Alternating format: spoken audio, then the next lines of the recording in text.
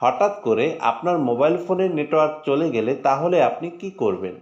আপনি যদি কারোর সাথে গুরুত্বপূর্ণ কথা বলেন, হঠাৎ করে আপনার মোবাইল ফোনের নেটওয়ার্ক চলে গিয়ে আপনার ফোনের কলটি কেটে গেল, তাহলে আপনি কি করবেন?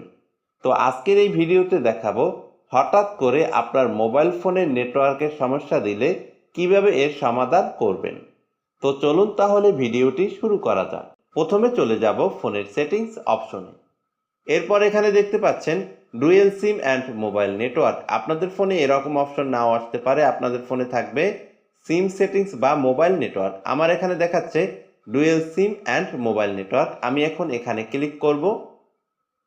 এরপর একদম নিচের দিকে দেখতে পাচ্ছেন কেরিয়ার অপশন। আপনাদের ফোনে এরকম অপশন নাও থাকতে পারে, আপনাদের ফোনে থাকবে সিম নেটওয়ার্ক বা নেটওয়ার্ক সেটিংস। তো আমার এখানে দেখাচ্ছে কেরিয়ার অপশন, আমি এখন এখানে ক্লিক করব।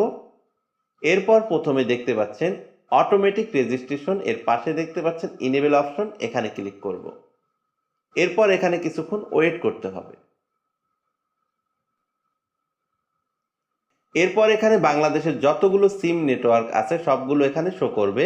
প্রথমে দেখতে পাচ্ছেন বাংলালিংক 4G, এরপর দেখতে পাচ্ছেন গ্রামীণ 4G, এরপর দেখতে পাচ্ছেন টেলিটক 3G, এরপর দেখতে পাচ্ছেন রবি 4G। তো এরকম যদি আপনার ফোনের সিম নেটওয়ার্কগুলো শো না করে তাহলে বুঝতে হবে আপনার মোবাইল ফোনের নেটওয়ার্ক আইসিতে প্রবলেম আছে।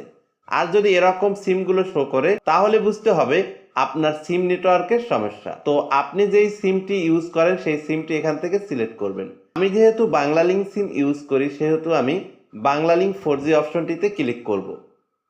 এরপর এখানে দেখতে পাচ্ছেন রেজিস্ট্রেশন অন নেটওয়ার্ক। এরপর উপরের দিকে দেখতে পাচ্ছেন অটোমেটিক রেজিস্ট্রেশন, এর পাশে দেখতে পাচ্ছেন ইনেবল অপশন, এটাকে ইনেবল করতে হবে। আমি এখন এখানে ক্লিক করব। তো এখানে দেখতে পাচ্ছেন রেজিস্ট্রেশন অন নেটওয়ার্ক। তো অটোমেটিক রেজিস্ট্রেশন অপশনে ক্লিক করার সাথে সাথে কিন্তু আপনার ফোনের সিমের নেটওয়ার্ক চলে আসবে। আর যদি নেটওয়ার্ক চলে না আসে তাহলে বুঝতে হবে আপনার মোবাইল ফোনে প্রবলেম আছে বা আপনার মোবাইল ফোনের নেটওয়ার্ক আইসিতে প্রবলেম।